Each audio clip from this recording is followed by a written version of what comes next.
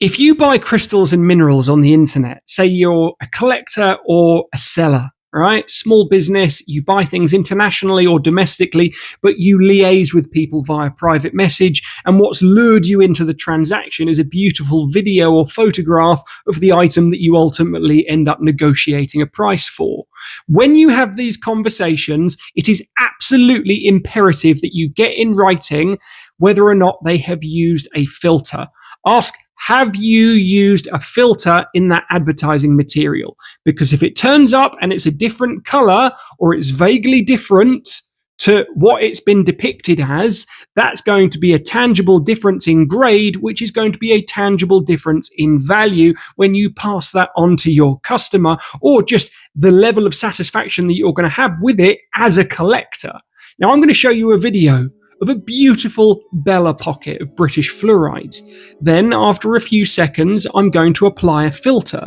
Now, the change or the difference is subtle, but that subtle difference would represent quite an enormous difference in value. Now, I've been burnt by this in the past. I've learnt the hard way. Now, so that you don't have to learn in the same way that I have, and trust me, millions of sellers have, get it in writing whether or not they have used a filter. Because if they have, and they say no, the payment services that you've used in order to facilitate that transaction are going to cover you. However, if you don't have that in writing, the payment services are going to not really take a trivial difference in color seriously, because they won't appreciate or even understand the grading hierarchy that there is to crystals and minerals. If something's a slightly darker color or a slightly better luster, the difference in price in many situations can actually be quite significant.